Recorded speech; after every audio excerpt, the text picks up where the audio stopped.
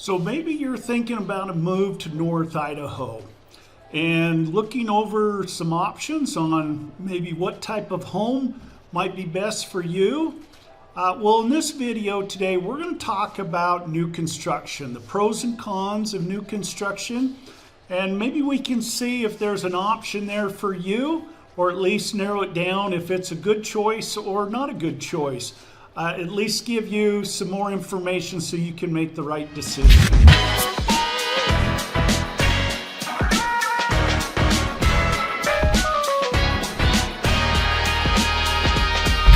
If this is your first time to our channel, go ahead, subscribe below, tap the bell, so you can be one of the first to know every time we post something here about North Idaho.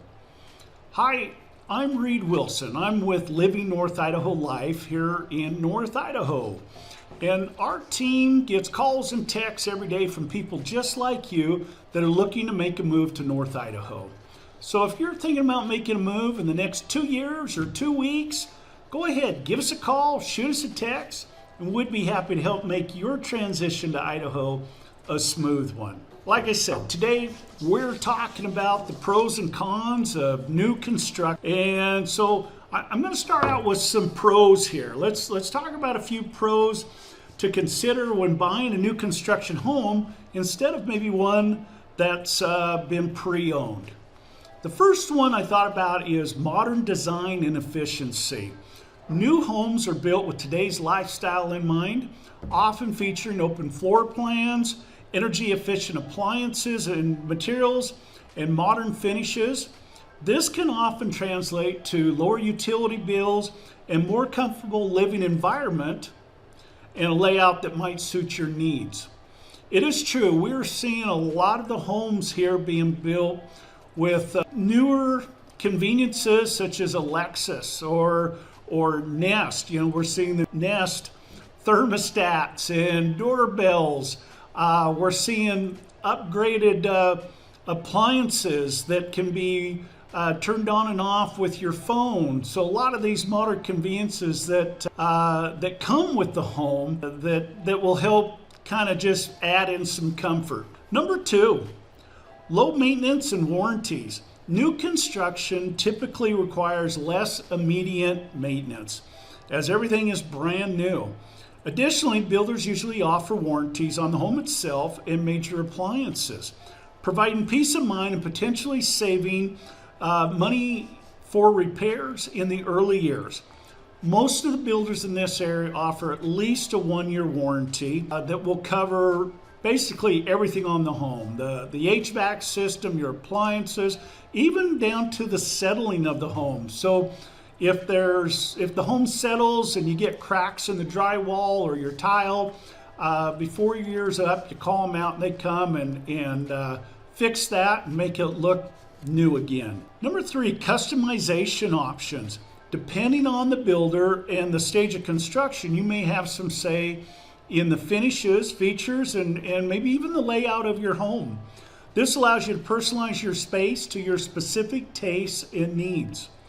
I know a lot of the builders will allow you some customization, some more than others. We have a pretty good idea which ones do and which ones don't. I know some will allow you even to change the walls. Some are more down to maybe give you some color choices and a few upgrades. But most will allow color changes, upgrades, depending on where they're at in the process. If they've already started the home and they started as a spec and have built or have ordered all the material, you may have very little say. But if it's a home where you went in and picked out the lot and started from scratch, you may have a lot of options of choosing which colors, what type of material, a lot of that type of stuff. There is something to be said for being the first owner of the home and being able to make it your own, and the ability to choose the lot, where you want to live, which side of the street. Number four, move-in ready. New homes are generally ready to move into immediately, unlike used homes that often require renovations or some updates before being fully livable. This can be a major advantage if you're looking for a quick and hassle-free move. This is true if it is a spec or someone fell out of contract and the house has become available again. Like we talked about, that type of home will be limited to any upgrades though in color changes. Number 5, community amenities. New construction communities often come with amenities like parks, pools, walking paths. You know, we're seeing pickleball courts and a lot of those type of things that kind of help make things more convenient, offer an enjoyable lifestyle. We're seeing a lot more of these amenities coming into the communities up here. It's nice to go into these with the added landscaping, parks, the walking paths. So that makes for a nice community experience. Number 6, financing. One of the biggest advantages of a new construction home is the financing, if you have to finance. Typically, a new construction home will qualify for all types of financing, FHA, VA, conventional, and what we're seeing right now with the way the market is, that a lot of these builders are offering incentives, and I've seen some for thousands of dollars. We just saw one in one of the new construction communities here for $25,000 that you can use towards closing costs, rate buy downs, or upgrades, like if you wanted to add a covered patio or upgrade your countertops or tile in your kitchen or nicer appliances. So this makes for a good time to take advantage of some of that. We don't, a couple of years ago we didn't have those options, but right now with the way things are in the market, we're seeing a lot of incentives from builders, which really help make things easier for the buying process and can help out with some nice amenities or nice upgrades. Okay, let's talk about some of the cons or some of the reasons why buying a new construction home may not be in your best interest. It's important to remember that new construction also comes with some potential drawbacks. One would be higher costs and potential hidden fees. While the base price of the new construction home might be attractive, once you start adding in some of those additional costs for landscaping, window coverings, some of those costs can really bump up the final price to much higher than maybe what you were expecting. So just beware of hidden fees and be sure to try to factor those into your budget. Also, we do see a lot of the builders will post what we call a ghost listing. So we'll see a listing on the multiple listing service. I'm sure it shows up in Zillow also, where the home doesn't actually exist. It's a to be built later. Typically, they already have a lot, or they have lots that will fit on, and so you can go and you pick out that home, but then you're going to go through, and those come with the base prices, and then usually you'll go through and pick out the upgrades you want for that home, and then you'll go pick out a lot to put it on. Now, depending on the lot, the nicer lots will typically have what we call a lot premium, where there's an additional fee to buy that lot. So those are some things to be aware of and to think about. Also, most of the new construction homes will come with front yard landscaping, but which will include your grass, some bushes, maybe some flowers, some shrubbery, 1 or 2 trees. But in the backyard, that is all on you. A lot of them will go in and at least grade it, but it is not uncommon that you're going to have to do some leveling yourself, maybe move some rocks, but adding in a sprinkler system back there, grass, trees, landscaping, that's all on you, fencing, all that adds up at some additional costs. So that is something to maybe be aware of. Sometimes you can potentially buy a home that is pre-owned, where somebody's already put in that time and effort and money, and then depending also on the market, where you won't have to deal with putting in the landscaping.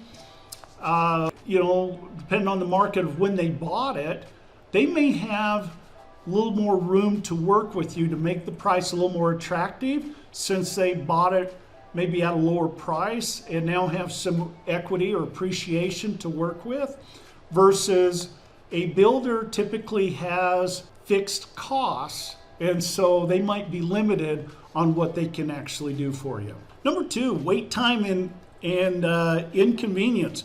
Moving into a construction home usually requires waiting for construction to finish, which can take months and sometimes can then be delayed. Subject to delays based on weather or maybe available workers. If there's a lot of other work going on, getting subs in there to finish out the electrical or do the painting or roofing, whatever that might be. If a home is not under construction, then usually there is always going to be a wait period, because you got to wait for it to be built. The time frame will differ between builder and builder, depending on what they have going on as far as workers and where they're at with other jobs that they're doing. Also, the permit process. During really busy times, the county is held up and backed up with issuing permits, so that can take some time. I usually see anywhere from about 4 months up to over a year. But I think our average is usually in that 6 to 8 month period that you'd have to wait. Now, if you're not moving right away or coming to the area, or maybe you got a home to sell, and so you have a little bit of time, that works out great for you and gives you the option to pick your colors and really make sure things are just the way you want it before you get here. But if you're needing to move into something right now, then a pre-owned, or maybe finding one that was a spec home, you'd have a few less options, but you could get into a lot sooner. Number 3, limited customization, potential quality issues.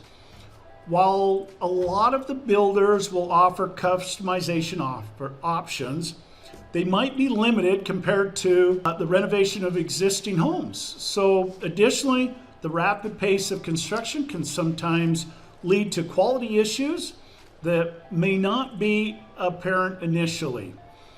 So some of these builders that go in and build out, these big subdivisions, if there's a lot going on and things are selling fast, something might get overlooked and you could have some quality issues.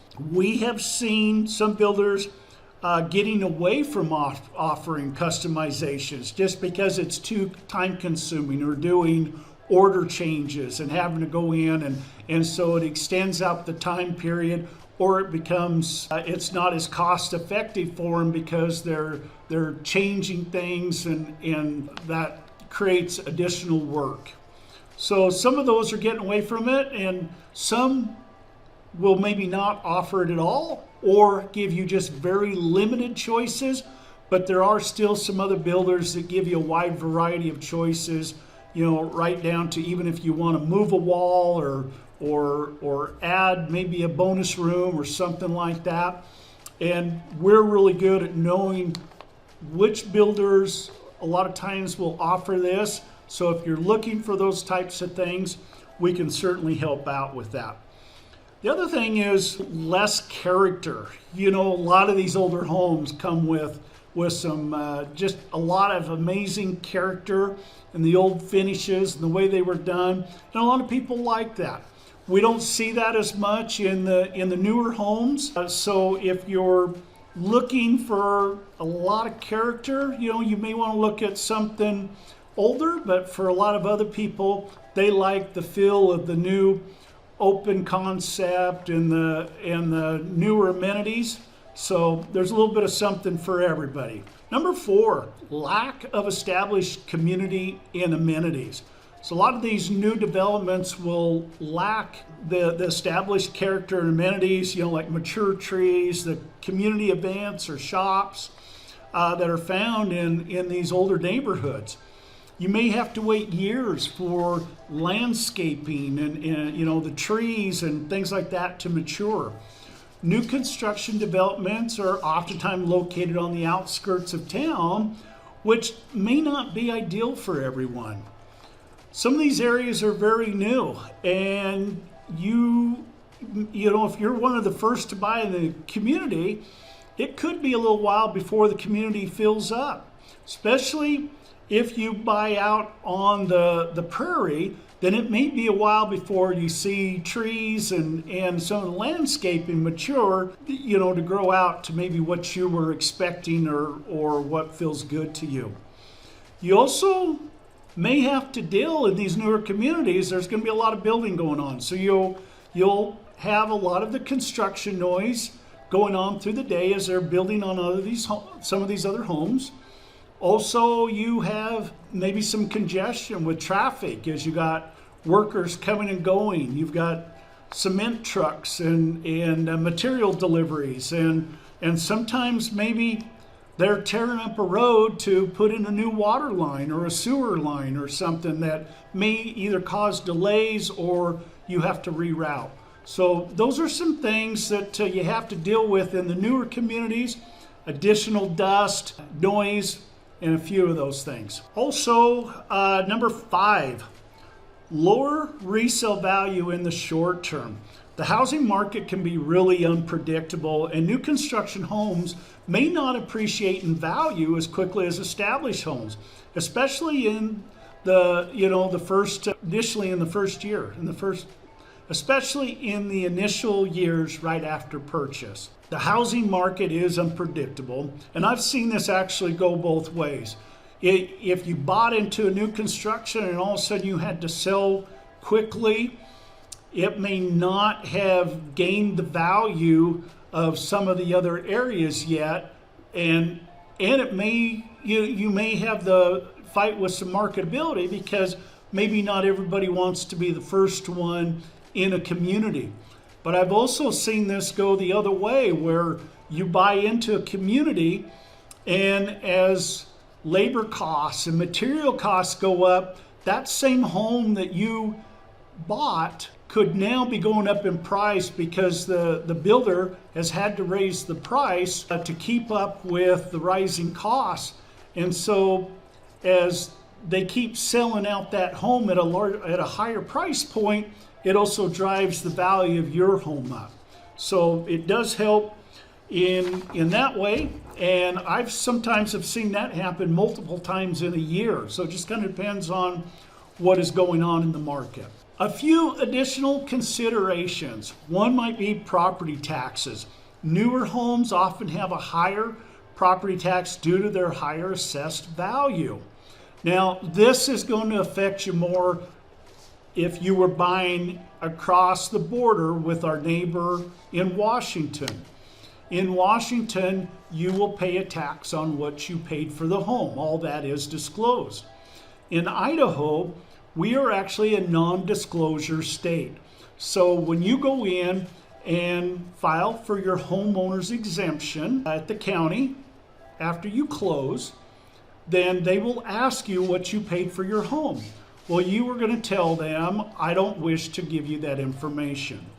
So, and that's perfectly legal here in Idaho because, like I said, we're a non-disclosure state.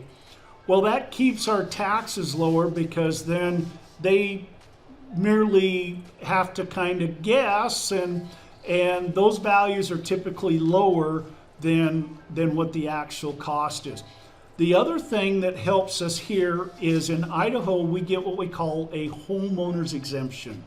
So in Idaho, you can take up to $125,000 off of the assessed value of a home if you claim it as your primary residence. Once you claim it as your primary residence, you can file for that homeowner's exemption and you will get that additional tax benefit.